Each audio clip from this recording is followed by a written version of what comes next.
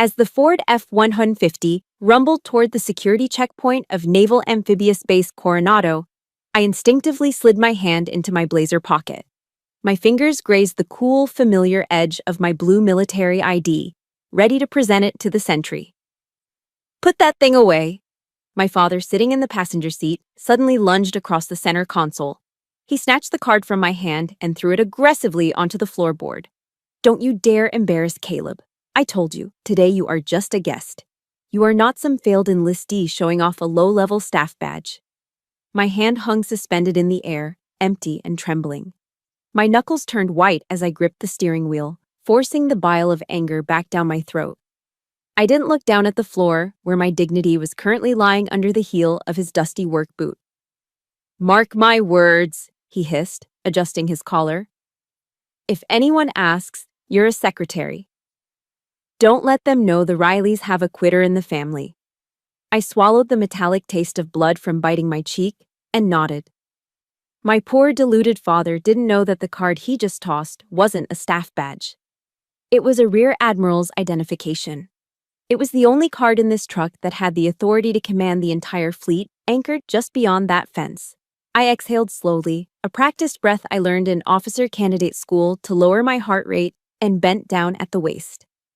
The cab of the truck smelled like stale coffee and the distinct, earthy odor of Ohio mud that seemed to follow my father everywhere. My fingers brushed against the rubber floor mat, searching. There it was. My ID card was wedged pitifully between a crushed, sticky Mountain Dew can and the heavy, mud-caked tread of his Timberland work boots. He didn't even have the courtesy to shift his leg. He just sat there, staring out the window at the Pacific Ocean, occupying as much space as possible. "Hurry up with it," he grumbled, his eyes fixated on the Navy flags snapping violently in the wind outside. "Don't let the guards see you digging in the trash like a raccoon." I hooked the card with my fingernail and pulled it free. I used the sleeve of my blazer to wipe away a smear of gray dirt from the plastic. The face in the photograph looked back at me, stern, focused, the face of a woman who managed billion-dollar budgets and classified operations. But here, in this cab, she was covered in grit. I didn't put the lanyard around my neck. Instead, I shoved the card deep into my trouser pocket, burying it next to my lint and loose change. It felt like I was personally conducting a funeral for my own identity. We rolled past the sentry. I handed over my civilian driver's license with a forced, tight-lipped smile. The young sailor waved us through, oblivious to the fact that a flag officer was driving the vehicle. As the base opened up before us, revealing the pristine, manicured lawns and the looming gray hulls of warships in the distance, Dad cleared his throat. I knew that sound. It was the preamble to a sermon.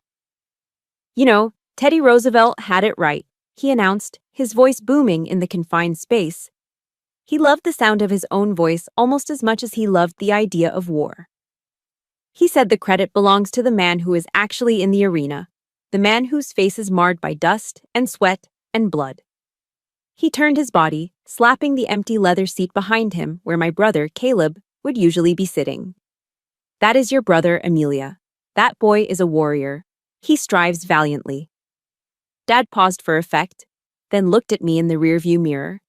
His blue eyes, usually so warm when looking at Caleb, were sharp as a razor when they found mine. "And you are the critic. You're the cold, timid soul who knows neither victory nor defeat. You sit in the stands, clean and safe, pointing out how the strong man stumbles." Every word was a nail driven into my chest.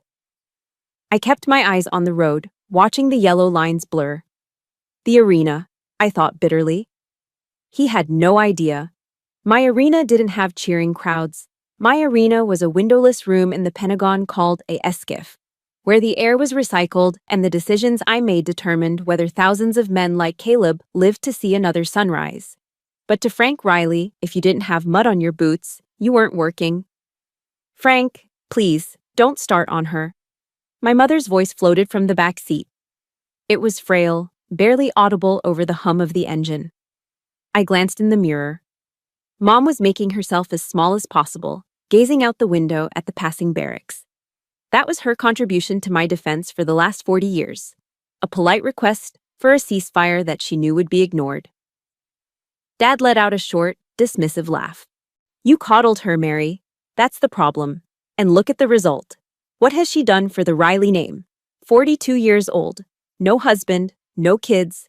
Just some vague paper-pushing job in D.C. filing memos. Mom went silent. I saw her hand dip into her purse and pull out her rosary beads. Her thumb moved rhythmically over the plastic crucifix. Hail Mary, full of grace. Her silence was worse than his insults. His words were just noise, but her silence was a confirmation. It told me that in this war, I was entirely, utterly alone. I gripped the steering wheel tighter, reciting a different verse in my head. Matthew 6:4, Your Father who sees in secret will reward you. It was the only shield I had left. We pulled into the visitor parking lot near the parade deck. The asphalt was radiating heat. Before the engine even fully cut out, Dad had popped his door open, energized by the proximity to military greatness. And there he was. Caleb. My little brother stood near the entrance, looking like a recruiting poster in his dress whites. The uniform was crisp, the fabric blindingly bright in the California sun. Dad! Caleb yelled, waving. My father moved with a speed I hadn't seen in years. He practically leaped from the truck, bypassing me completely to wrap Caleb in a bone-crushing bear hug. There he is! There's my seal! I stepped out of the truck, the heat hitting me instantly. I walked around to the trunk to get our things, but Dad was already there. He grabbed the cooler full of water bottles and the heavy professional camera bag he had brought. He didn't hand them to me. He threw them at me. I caught the camera bag against my chest with a grunt, the strap tangling around my arm. The cooler slammed against my hip. Hold these, Amelia, he ordered, not even looking at me. His eyes were locked on Caleb, glowing with adoration. Your brother's hands are for holding a rifle and accepting medals, not for hauling water. At least make yourself useful for once. I stood there, weighed down by 50 pounds of gear, looking like a hired porter. Dad put his arm around Caleb's shoulders, and Mom fell in step beside them. They began walking toward the parade field, a perfect triad. So, tell me about Hell Week again, I heard Dad say as they drifted away. I adjusted the heavy strap cutting into my shoulder, the dust from the floorboard still on my fingers. I took a deep breath, swallowed the lump in my throat, and began to follow them, keeping a respectful 10 paces behind. Just a guest. Just a spectator.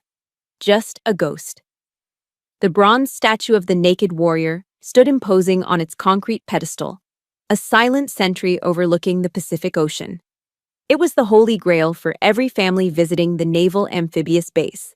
The statue, a tribute to the World War II frogmen, who were the forefathers of the modern SEALs, was the obligatory backdrop for graduation photos.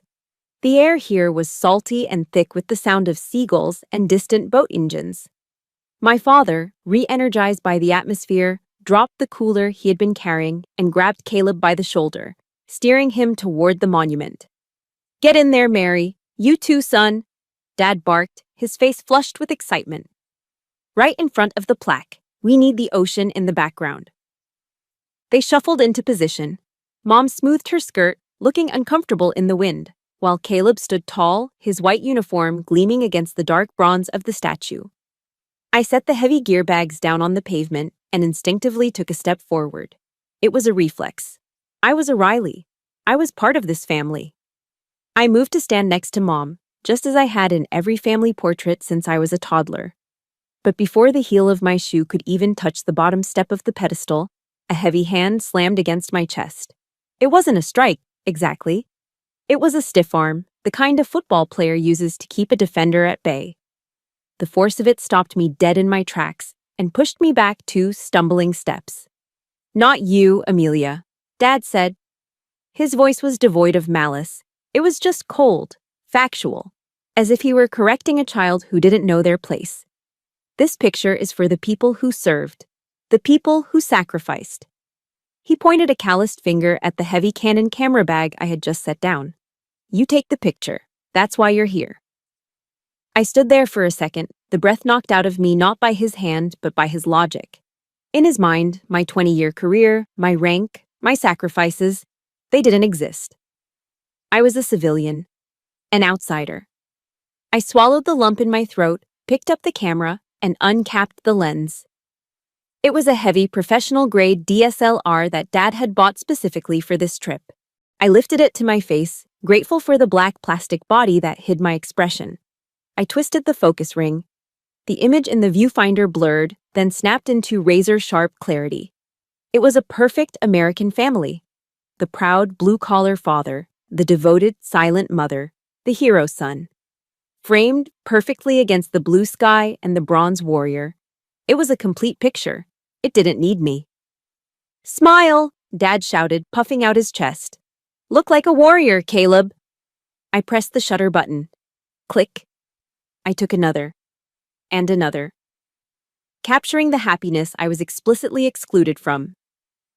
My eye began to water, blurring the viewfinder again, but I didn't dare lower the camera to wipe it away. I couldn't let him see me cry. I wasn't his daughter right now. I was the hired help.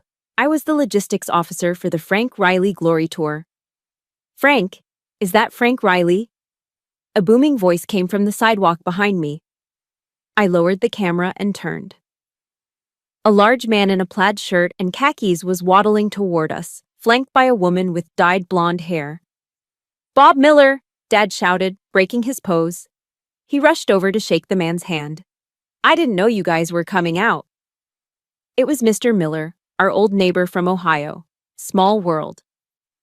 They started the loud backslapping ritual of two Midwestern dads meeting far from home. Dad immediately pulled Caleb over, showing him off like a prize steer at the county fair. "You remember Caleb. Just graduated. Top of his class, probably." Dad bragged, ignoring the fact that Caleb had barely scraped by academically. Mr. Miller nodded appreciatively, then his eyes drifted over to me. He squinted against the sun. "And is that Amelia?" "Well, I'll be damned. Haven't seen you since you left for... Where was it? College?" He smiled warmly. "I heard you were doing big things in D.C., working for the government, right?" I opened my mouth to speak, to offer a polite, vague answer about the Pentagon, but Dad cut in.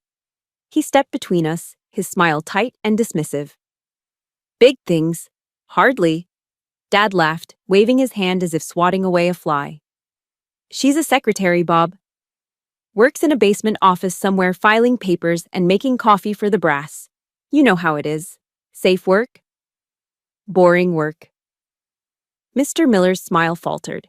He looked at me, and the respect in his eyes instantly dissolved into pity. "Oh, I see. Well, that's good too. Benefits are probably good, right? Good for a single woman." "Exactly," Dad said. "Keeps her busy." I gripped the camera strap so hard the nylon bit into my skin. Secretary. I commanded a budget larger than the GDP of some small countries, and he had reduced me to a coffee girl. I forced a smile, a mask of stoic indifference, and nodded. "It pays the bills, Mr. Miller." We said our goodbyes and started walking toward the reception hall. Dad was walking on air, still high from bragging to his neighbor. I lagged behind, hauling the camera and the cooler again. We passed a row of administrative buildings. A group of 3 naval officers was walking toward us in their khakis. They were young, fit, and moving with purpose. The one in the lead, a lieutenant with the shiny silver bars on his collar, looked up as we approached. His eyes scanned our group. He saw Dad, saw Caleb, and then his gaze landed on me. He stopped. His eyes went wide. He recognized me. I had briefed his unit 2 months ago regarding a classified deployment schedule. He knew exactly who the woman in the gray blazer carrying a cooler was. His posture stiffened. His right hand started to twitch upward, instinctively moving to snap a salute to a flag officer. "Good morning, he started to say. My eyes locked onto his. I didn't slow down. I simply narrowed my eyes and gave a microscopic shake of my head. "Don't you dare!" my eyes screamed. "Not now." The lieutenant froze. He was smart. He saw the civilian clothes, the heavy bags, the oblivious family. He understood the order. He swallowed the word, Admiral, dropped his hand, and awkwardly looked at the ground, sidestepping us as he hurried past. Dad, who had been watching the interaction, let out a snort of derision. "Did you see that, Amelia?" he sneered, shaking his head. That officer didn't even look you in the eye. He almost bumped into you. He gestured around the base, encompassing the ships, the flags, and the sailors. You don't belong here, he said, satisfied with his own assessment. To these men, you're invisible. And honestly, it's better that way. Just stay in the background and don't embarrass your brother. I watched the lieutenant disappear around the corner, my heart pounding a frantic rhythm against my ribs. Dad was wrong. I wasn't invisible. I was incognito. And the weight of that secret was becoming heavier than the bags I was carrying. The outdoor reception area was thick with the smell of charcoal smoke, sweet BBQ sauce, and the salty tang of the Pacific breeze.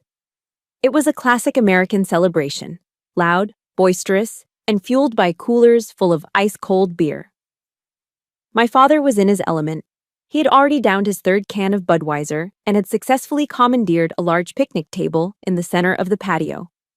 He was holding court, surrounded by a group of other parents who were listening to him with polite, slightly glazed-over expressions.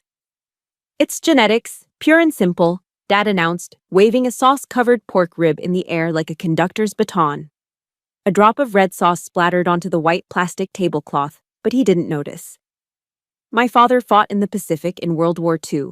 I did my time in Vietnam, and now Caleb is a SEAL. The warrior blood runs straight through the Riley veins. One of the other fathers, a man wearing a Navy Dad baseball cap, gestured toward me with his plastic fork. What about the girl? Did she enlist? Dad stopped mid-chew. He waved his hand dismissively, as if swatting away a persistent fly. Genetic glitch, he laughed, looking around for approval. She takes after her mother's side, soft, scared of loud noises. She actually tried military school years ago, but she quit after 2 weeks because she missed her pillow. I sat at the far edge of the bench, staring intently at my empty plastic plate. I didn't say a word. I didn't correct him. I didn't mention that I had graduated valedictorian from the Naval Academy, or that the military school he was referring to was a 2-week summer camp I attended when I was 12. Caleb returned to the table then, balancing a large tray of food. He set a plate in front of Dad. A massive slab of ribs, glistening with glaze, and a heap of coleslaw. He gave Mom a sensible plate of grilled chicken salad. Then, he looked at the last 2 plates. One had a nice cut of brisket, the other held a hamburger that had clearly been left on the grill too long.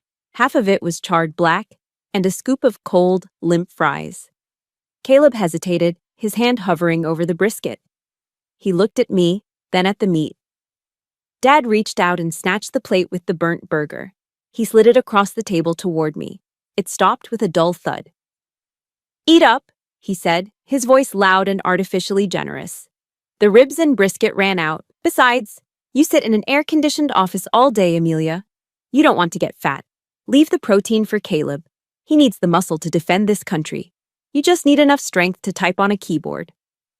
I looked at the charred puck of meat. I picked it up, feeling the dry, hard crust against my fingertips. I took a bite. It tasted like ash and lighter fluid. It tasted exactly like my life at that moment, bitter and hard to swallow. Excuse me, I mumbled, standing up abruptly. I need to use the ladies' room. I walked away fast, keeping my head down, navigating through the maze of tables and laughing families. I pushed into the restroom, grateful for the sudden silence and the smell of industrial lemon cleaner. I turned on the faucet and splashed cold water on my face, trying to wash away the heat of humiliation. I was reaching for a paper towel when the door swung open. A woman walked in. She was elegant, wearing a navy dress that cost more than my father's truck. It was Eleanor Harris, the wife of Admiral Harris, the commander of the Pacific Fleet. We had had dinner together just last week in D.C. She stopped dead in her tracks. Her eyes went wide. Amelia, she gasped. My God, is that you? She started to rush toward me, her arms opening for a hug. Richard told me you were the architect behind the new deployment strategy, but I didn't know you were I panicked. I pressed my index finger sharply to my lips. Shh. Eleanor, please. She froze, confused. She looked at my plain civilian clothes, the gray blazer, the lack of ribbons or rank. Then she looked toward the door, where the sound of my father's loud, bragging voice was faintly audible. She was a smart woman. Being a military spouse for 30 years had taught her how to read a room. The confusion in her eyes melted away, replaced by a look of profound, heartbreaking pity. "They don't know, do they?" she whispered. I shook my head, feeling my throat tighten. Eleanor stepped forward and took my wet hands in hers. She squeezed them hard. "You are the strongest woman I know, Admiral. I don't know how you do it." "Please," I whispered back, "don't blow my cover." She nodded solemnly, promising silence with her eyes. I waited a moment, composed myself, and walked back out into the heat. When I got back to the table, Caleb was being pressured into chugging a beer by Dad. My brother looked flushed, his eyes swimming slightly. He looked up at me, and for the first time today, I saw guilt on his face. "Dad," Caleb slurred slightly. "You know, Amelia, actually. She works really hard, too." I held my breath. Was he going to say it? Dad slammed his empty can onto the table, crushing it. He laughed, a harsh, barking sound. "Hard?" "Please," Dad scoffed. "What's hard? A paper jam in the Xerox machine? Running out of blue pens?" He leaned in, pointing a finger at Caleb. "Don't you defend her mediocrity, son. The truth hurts, but it's necessary. This world runs on men with guns, like you, not on the people who file the paperwork afterward." Caleb's mouth snapped shut. He looked down at his boots, choosing the safety of silence over the danger of the truth, just like Mom. I sat back down and picked up my cup of lukewarm water. I took a long sip to wash down the taste of the burnt burger. If you are listening to this and you know exactly how that bitter burger tasted, if you have ever had to swallow your pride just to keep the peace in your own family, do me a huge favor. Hit that like button and comment, "I am still standing," below. Let's show Frank Riley he's wrong. I set the cup down. 2 hours, I told myself. Just 2 more hours, and I can disappear. The boisterous noise of the reception, the clinking of beer cans, and the drone of my father's bragging voice finally became too much. The air under the patio cover felt thick, suffocating, composed entirely of charcoal smoke and lies. I slipped away while Caleb was distracted by a group of his new platoon mates. I didn't head for the parking lot. Instead, I walked toward the back of the venue, finding a narrow paved path that led down to the water. The further I walked, the quieter it got. The laughter faded, replaced by the rhythmic, heavy sound of the Pacific Ocean slapping against the concrete pilings. I found a spot on an old, deserted pier, far away from the celebration of the heroes.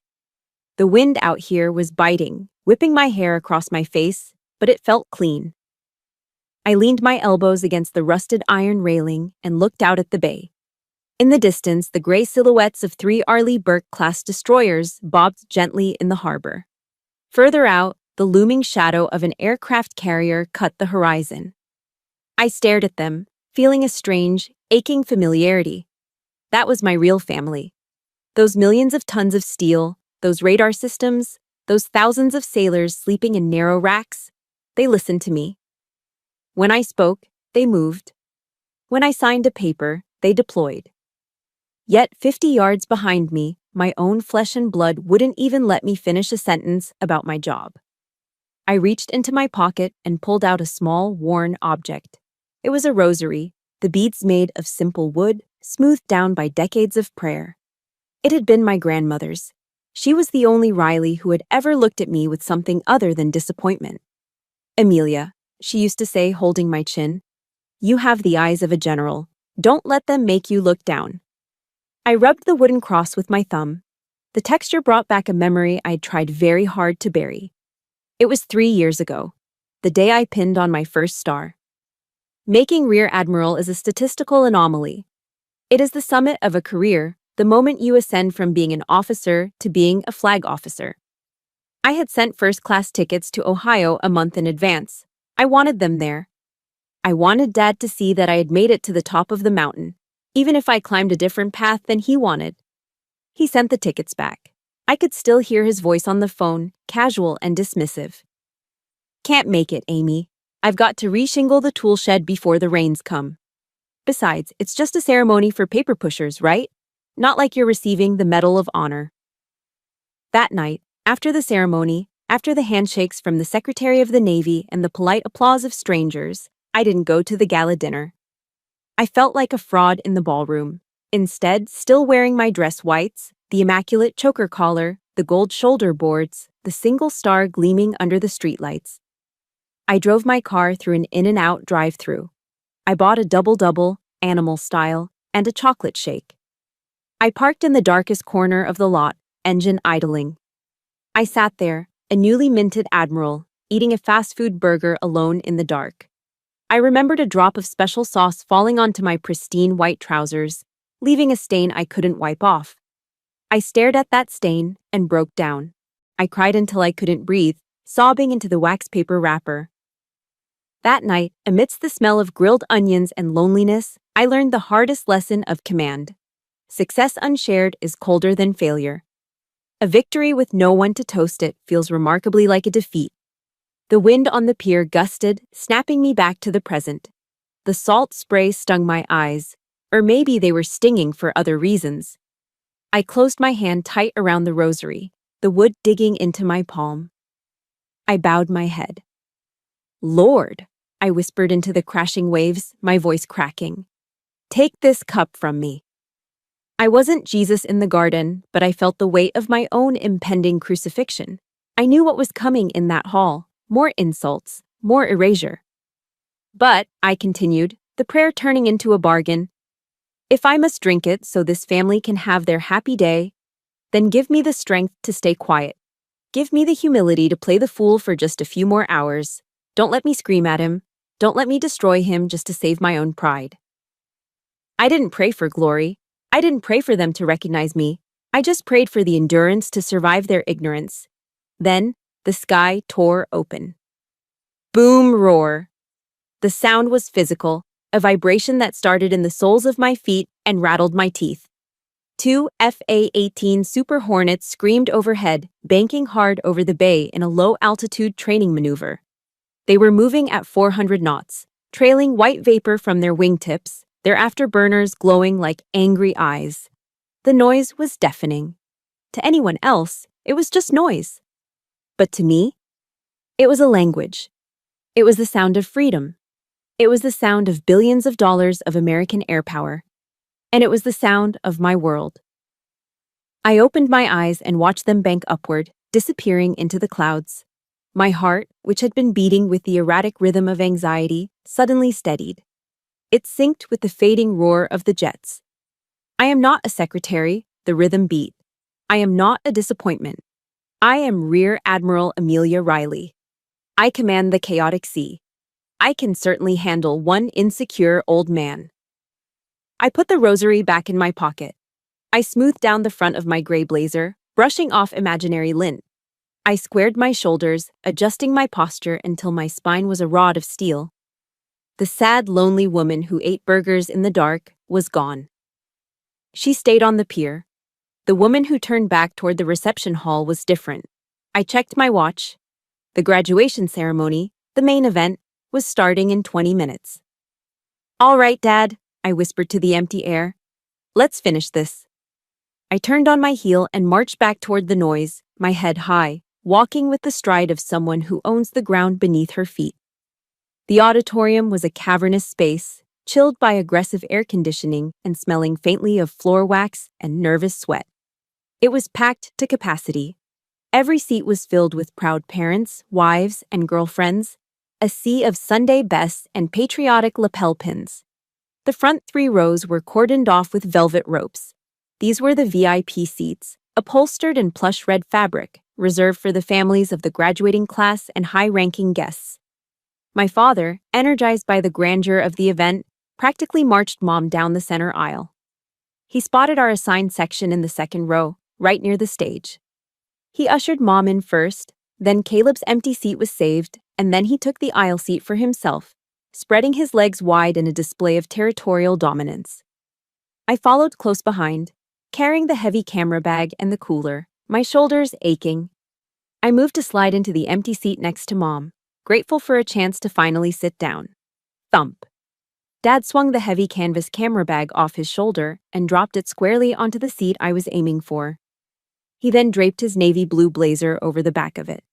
"Full up," he said, not even turning his head to look at me. His eyes were scanning the program. I blinked, confused. "Dad, that's a seat. The bag can go on the floor." "The floor is dirty," he snapped, finally glancing at me with irritation. "That's expensive equipment. Besides, you need to be mobile. You can't get good angles from here." He gestured vaguely toward the back of the auditorium with his thumb. "Go find a spot in the back, or stand against the wall.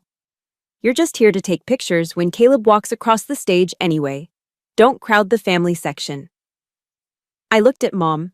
She was studying her hands, twisting her wedding ring. I looked around. People were watching.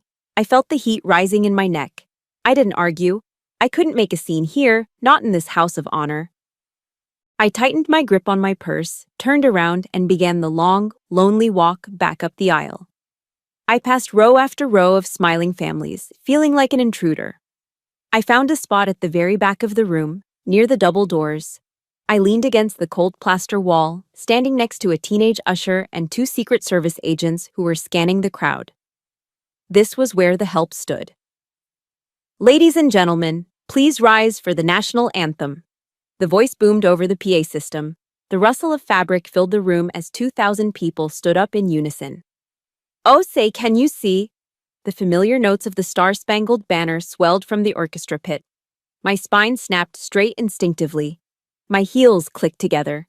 My right hand twitched, starting its upward arc toward my brow for a salute. It was muscle memory, burned into me over 20 years of service. I caught myself just in time. I forced my hand down to my side, clenching it into a fist to stop the reflex. I was in civilian clothes. I was incognito. I wasn't an officer today. I was Frank Riley's disappointment. Down in the second row, I saw Dad. He was standing taller than anyone else. His chest was puffed out so far it looked painful. He was singing, his baritone voice booming louder than the people around him, making sure everyone knew how patriotic he was. He looked the part of the perfect American father. As the anthem faded, the room remained standing. A petty officer took the stage. "The SEAL ethos," he announced. 200 young men in dress whites shouted in unison. Their voices shook the walls. "In times of war or uncertainty, there is a special breed of warrior ready to answer our nation's call. I will never quit. My nation expects me to be physically harder and mentally stronger than my enemies." Dad turned his head. He looked all the way to the back of the room, searching for me. When he found me standing against the wall, he locked eyes with me. He didn't smile. He just nodded slowly, as if to say, "Do you hear that? That is what you are not." We sat down. The base commander, a captain with a chest full of ribbons, took the podium. He began a speech about the silent professionals, the men who work in the shadows, the sacrifice that goes unnoticed. I watched Dad lean over to the man sitting next to him, a stranger. Dad pointed to the stage, then gestured back toward me. I couldn't hear the words, but I could read his lips perfectly. "That's my boy up there. My girl. No, she likes the easy life, paperwork." The stranger chuckled and looked back at me with a sympathetic shake of his head. I felt like I was being suffocated. The air in the room felt thin. He was slandering me in my own church, desecrating my service in the very hall where I had sworn my oaths. I wanted to leave. I wanted to push through those double doors and drive until the ocean ran out. But I stayed. I stayed because I was a Riley, and we didn't run. I stayed because I was a stoic, and I could endure this. "And now," the announcer's voice cut through my internal spiral. "It is my distinct honor to introduce the commander of Naval Special Warfare Command, Lieutenant General Michael Vance." The room went deathly silent. This was the main event. General Vance walked onto the stage. He was a legend, a 3-star general who had seen combat in 3 different decades. He moved with the predatory grace of an old eagle. He didn't approach the podium immediately. Instead, he walked to the edge of the stage. He didn't look at his prepared remarks. He looked at the audience. His eyes, sharp and intelligent, began to scan the crowd. He was looking for something, or someone. He looked at the VIP section. He looked right past my father, who was practically vibrating with excitement. He looked past the captains and the majors. His gaze swept up, over the heads of the crowd, all the way to the back of the room. And then, he stopped. Across 100 feet of crowded auditorium, the general's eyes locked onto mine. He froze. His brow furrowed slightly, a flicker of genuine surprise crossing his stoic face. He squinted, confirming what he was seeing. Then the surprise evaporated, replaced by a look of intense, profound recognition. My breath hitched in my throat. The air conditioner hummed, but for me, the world had gone silent. He saw me. He really saw me. And I knew, with terrifying certainty, that the silence was about to be broken. General Vance did not look down at the prepared speech on the podium. He stood there for a long, uncomfortable moment, his hands gripping the edges of the lectern until his knuckles showed white. He leaned forward, and a sharp, high-pitched screech of feedback from the microphone sliced through the silence, making half the room flinch. The general didn't apologize for the noise. He just stared out at the sea of faces, his expression unreadable. Before we proceed with commissioning these new warriors, Vance's voice rumbled through the speakers, deep and gravelly. I've noticed a significant breach of protocol. In the second row, my father perked up. He craned his neck, looking around excitedly. He leaned over to Mom, whispering loud enough for me to hear from the back of the room. Protocol, Dad muttered, nodding sagely. Bet a senator just walked in, or maybe the Secretary of Defense. Watch, Mary, someone big is coming. He smoothed his tie, readying himself to be in the proximity of power. He had no idea the power was already in the room, standing 40 feet behind him against a cold plaster wall. This unit is trained to identify threats and assets in high-stress environments, General Vance continued, his eyes still scanning the back of the room. But today, it seems we have failed to recognize our own chain of command. The room went deadly quiet. You could hear the hum of the air conditioning vents. Then, General Vance raised his right arm. He pointed a single, steady finger directly over the heads of the VIPs, over the heads of the officers, straight at the back corner near the exit doors. Straight at me. I am honored to recognize the presence of the architect behind our current Pacific defense strategy, a woman who taught me everything I know about naval intelligence operations, Vance said, his voice swelling with authority. Welcome ashore, Rear Admiral Amelia Riley.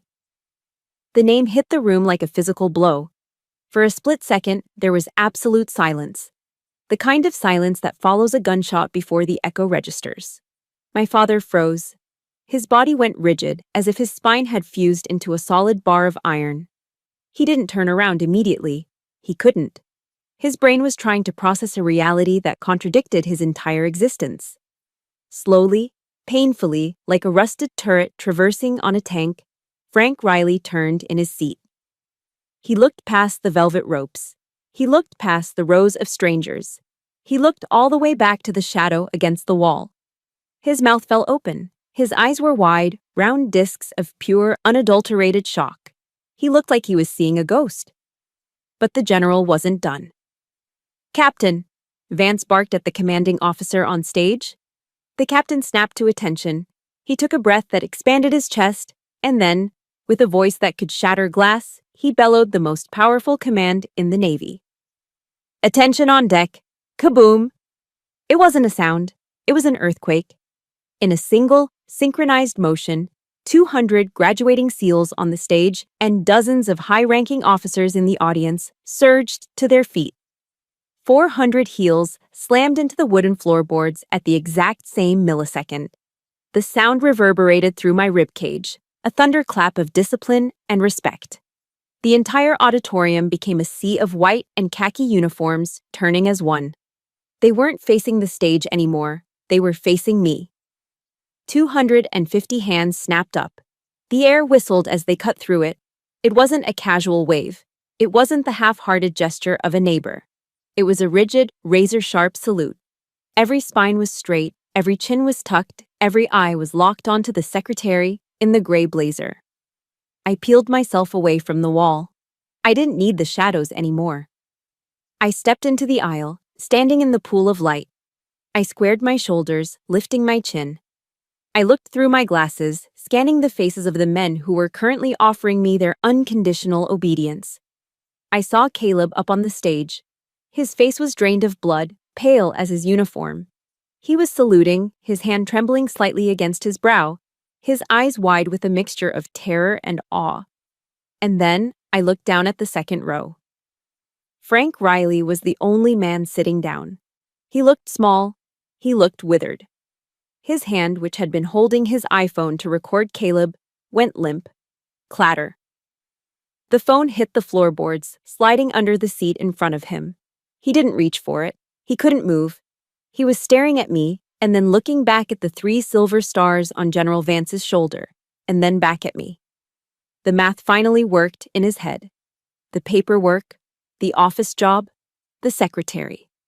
The lie he had told himself, the lie that I was a failure so he could feel like a success, shattered into a million jagged pieces. His face turned a deep, violacious red. It started at his collar and flooded up to his hairline. It wasn't anger. It was shame. A thick, suffocating shame that seemed to shrink him physically. He slumped in his chair, pulling his arms in, trying to make himself disappear between the standing giants who were saluting his daughter. For 40 years, Frank Riley had been the loudest man in every room. But in this hall of heroes, under the weight of the truth, he was finally, blissfully silent. If you felt a shiver down your spine when those heels hit the floor, and if you believe that the truth always comes out in the end, do me a favor. Hit that like button right now and comment, "Respect," below. Let's show Frank Riley that we see exactly who the real hero is. I held the gaze of the room for one heartbeat longer. Then, slowly, deliberately, I raised my right hand. I didn't smile. I simply returned the salute. I held the salute for exactly 3 seconds, long enough to acknowledge the respect, short enough to remind them that there was still work to be done. "Thank you, gentlemen," I said. My voice wasn't loud, but in the pin-drop silence of the auditorium, it carried all the way to the stage. "Carry on." I dropped my hand. Simultaneously, 200 hands snapped down. The sound of fabric brushing against fabric was the only noise in the room. General Vance nodded at the stage, signaling the ceremony to continue, and the room exhaled.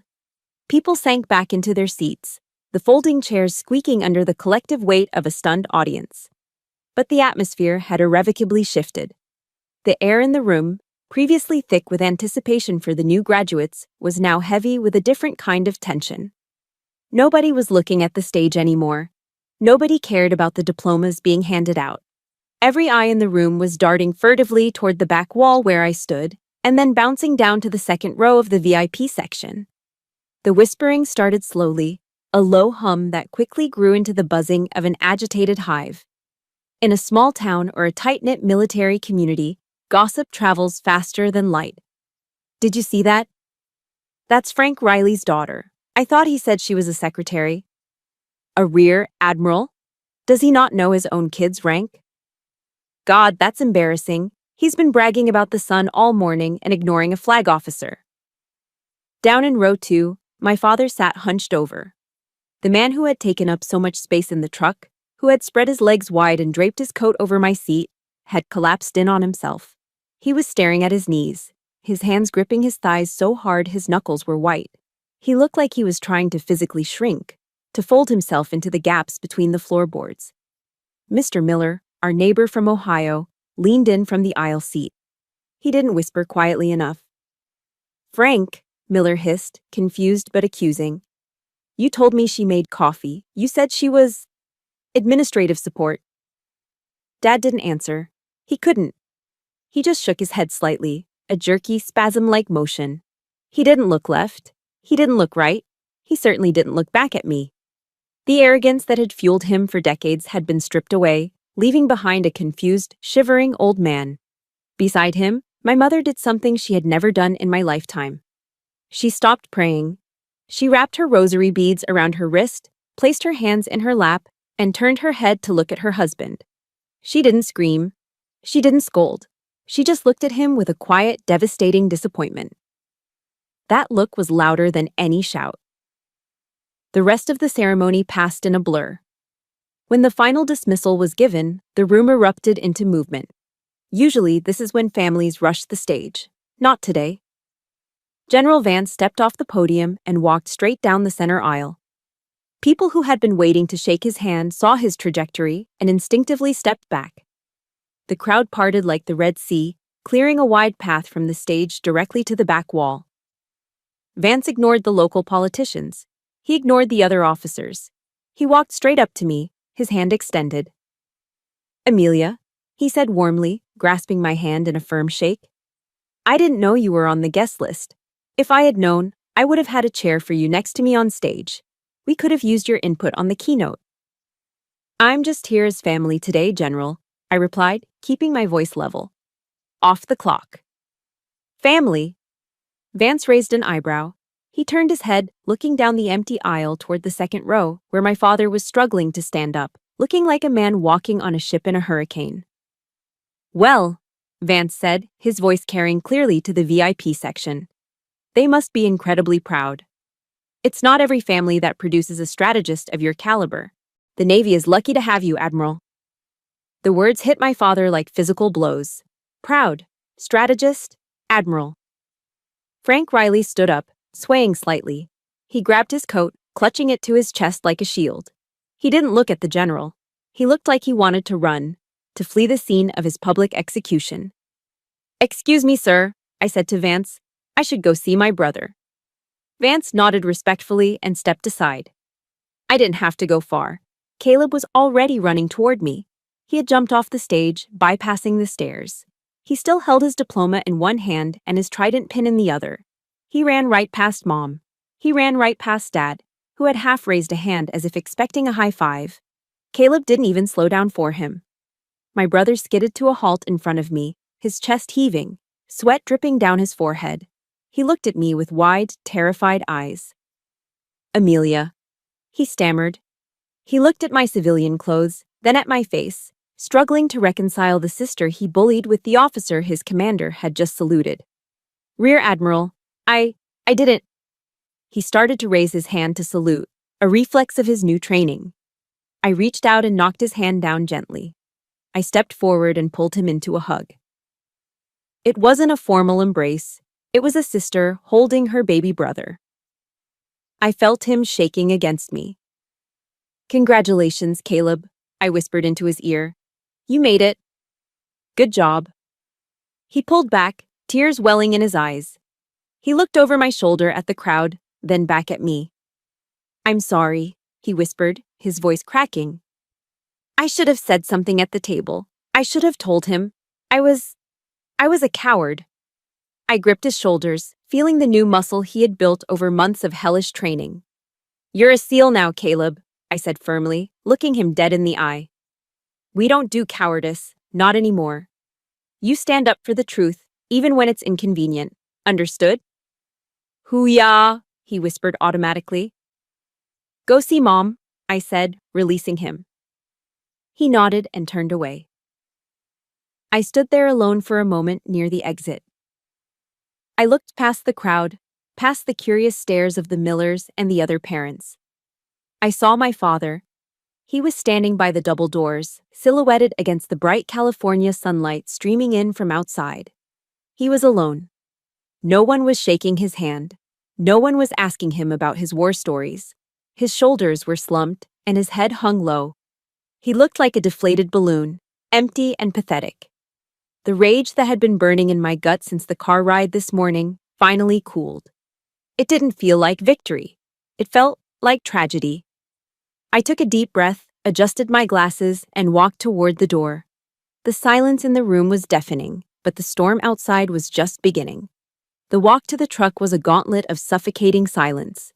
Dad marched ahead, head down, shoulders hunched, ignoring the curious looks from the lingering families in the parking lot.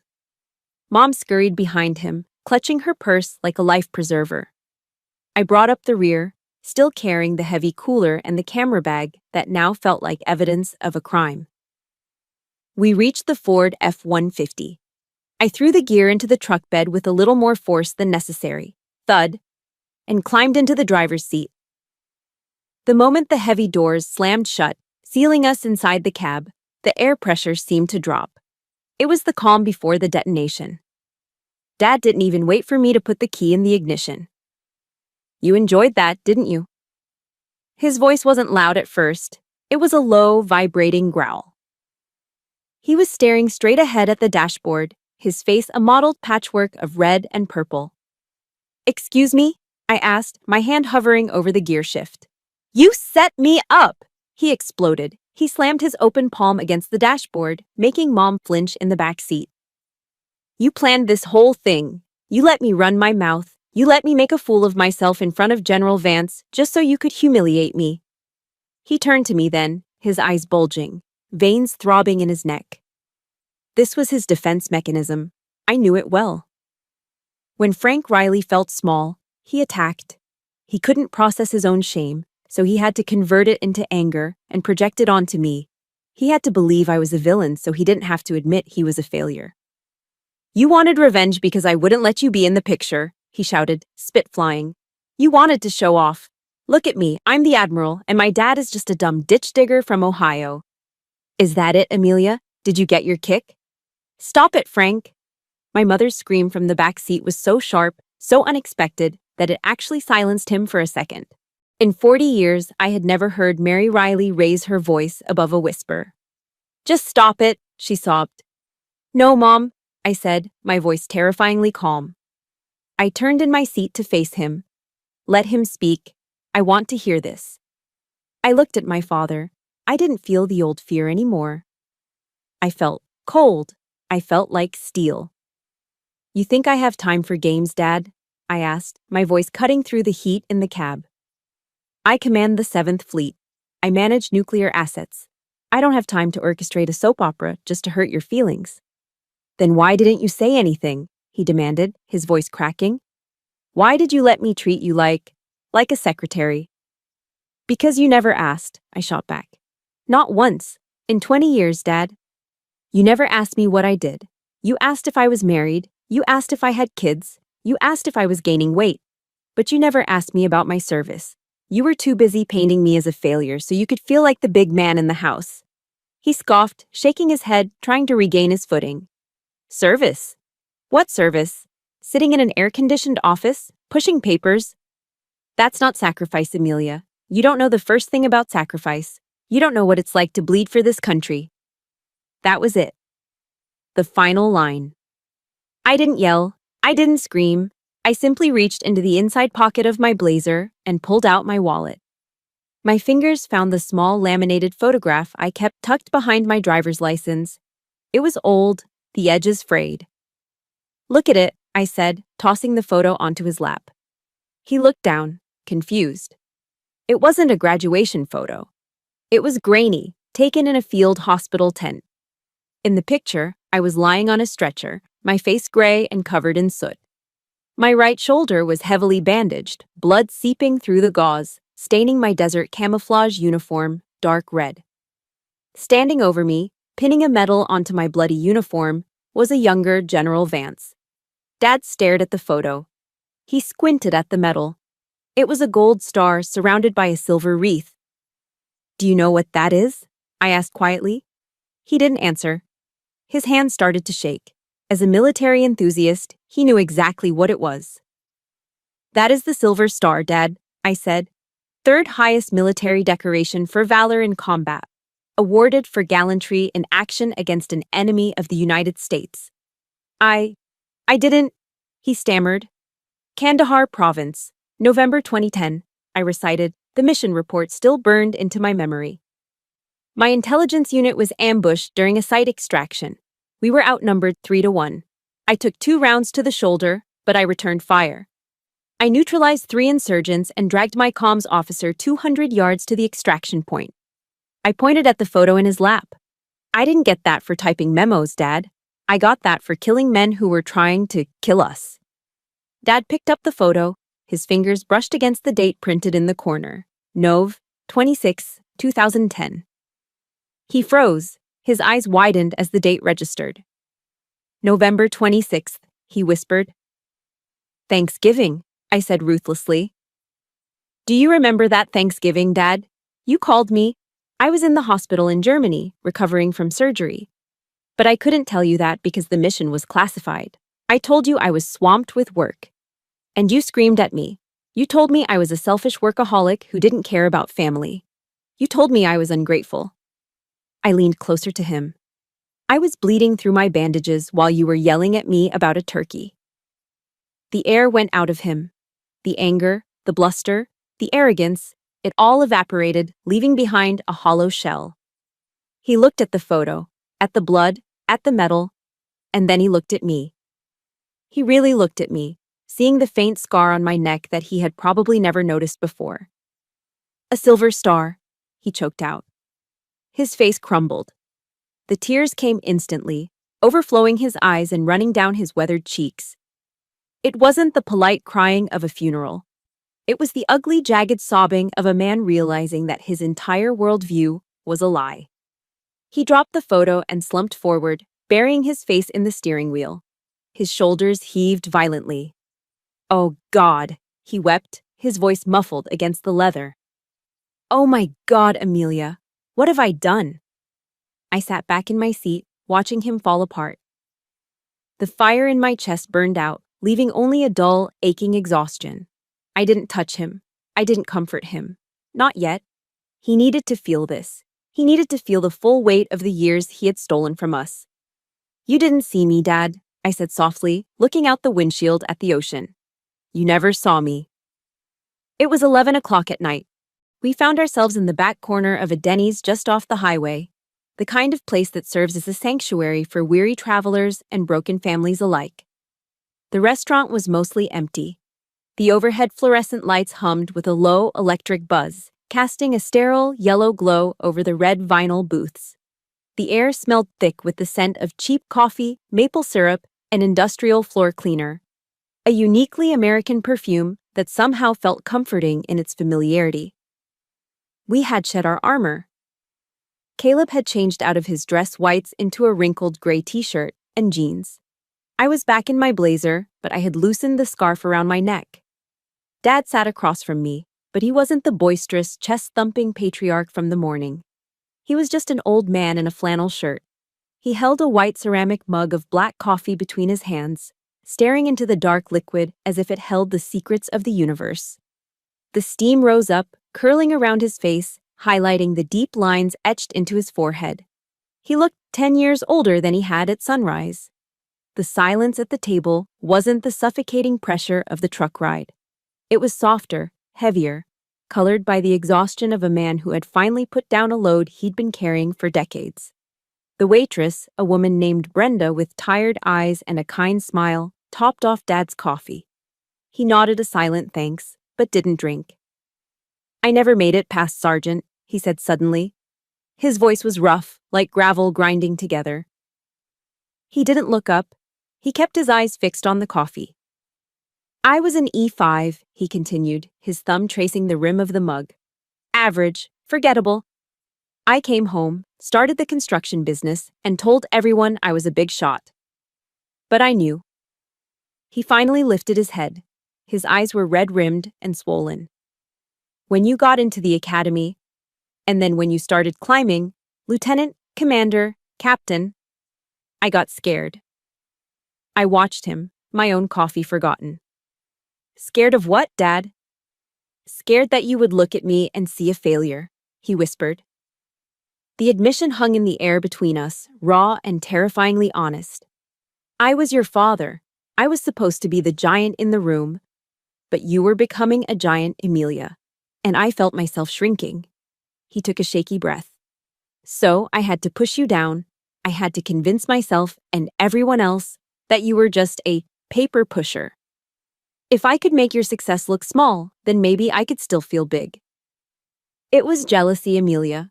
Just petty, ugly jealousy from a scared old man. I looked at his hands. They were large, calloused, scarred from 40 years of hanging drywall and framing houses. They were the hands that had built the roof over my head. They were the hands that had held my bicycle seat when I was learning to ride. I reached across the sticky laminate table and covered his rough hand with mine. His skin felt like sandpaper, warm and familiar. "Dad," I said gently, waiting until he met my gaze. Look at me. He blinked, a fresh tear leaking out. I don't need you to be a war hero, I told him, my voice steady. I don't need you to be a general. I work at the Pentagon, Dad. I have dozens of generals barking orders at me every single day. I have enough people trying to save the world. I squeezed his hand, feeling the tremors in his fingers. I don't need another officer. I just need a dad. I need the guy who used to make me pancakes on Sundays. I need the guy who calls me just to ask if I've eaten dinner, not to ask if I've been promoted. Caleb, sitting next to Dad, looked down at his lap, wiping his eyes with the back of his hand. Dad looked at me, his chin trembling. He tried to speak, but the words got stuck in his throat. He just nodded, a jerky, desperate motion of understanding. A single tear rolled down his cheek and splashed onto the plastic tabletop. My mother, who had been silently observing this ceasefire, decided it was time to intervene. She smiled, a genuine relieved smile that took years off her face. She reached for the large platter that the waitress had placed in the center of the table. It wasn't a gourmet meal. It was a Grand Slam side order. A mountain of crinkle-cut French fries smothered in melted cheddar cheese and bacon bits. Go on, Mom said, pushing the plate toward the center. Eat. It's your favorite, Amelia. You used to beg for these after church. The smell of the melted cheese and salty bacon hit me, triggering a flood of childhood memories that had nothing to do with rank or disappointment. Dad sniffed, wiping his face with a paper napkin. He reached out and picked up a fry, heavy with cheese. His hand was shaking, but he extended it across the table toward me. Eat, honey, he choked out. I'm sorry about the burnt burger. I'm sorry about the scraps. I looked at the fry. It was greasy, unhealthy, and absolutely perfect. I leaned forward and took it from his hand. I took a bite. It was warm and salty. It's okay, Dad, I said, chewing slowly. This is better than any steak.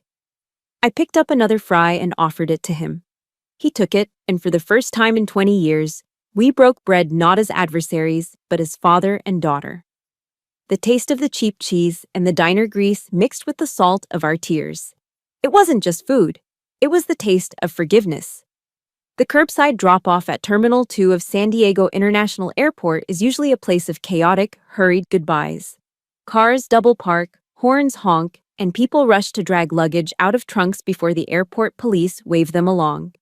But as I put the truck in park and stepped out into the mild morning air, everything felt slow, deliberate.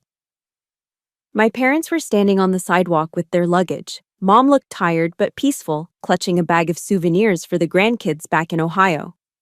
Caleb gave me a quick, bone-crushing hug, whispered a final, "Thank you, sis," and grabbed the bags to head toward the check-in counter. That left me and Dad.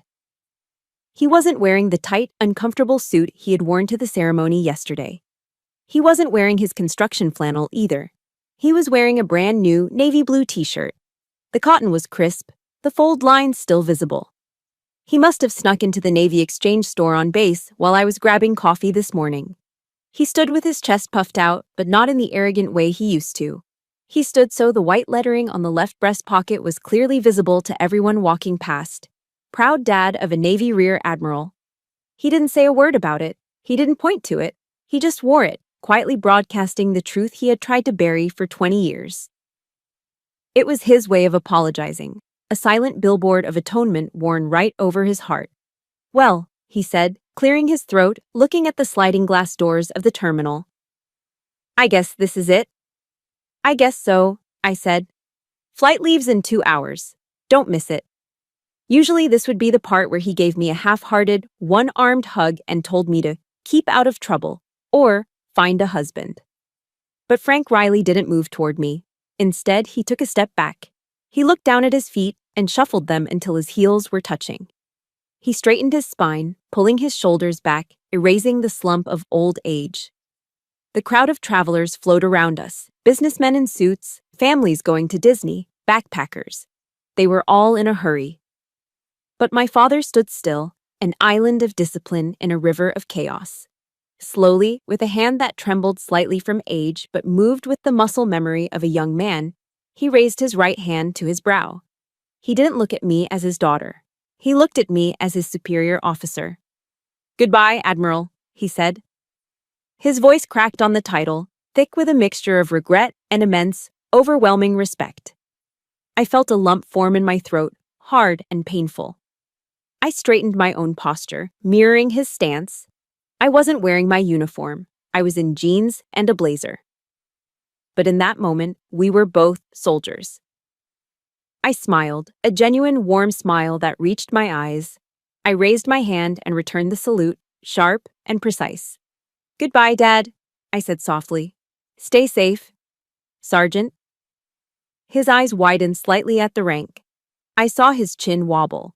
For a man who felt he had failed because he never rose high enough, hearing his rank spoken with honor by a flag officer was the ultimate validation. He held the salute for a second longer, then nodded, turned sharply on his heel, and walked into the terminal without looking back. He couldn't look back. I knew he was crying again, and Frank Riley still had enough pride left to want to hide that from his commanding officer. I got back into the truck and merged onto the I-5, heading north toward the secure facility where I worked. The silence in the cab was different now. It wasn't empty, it was peaceful.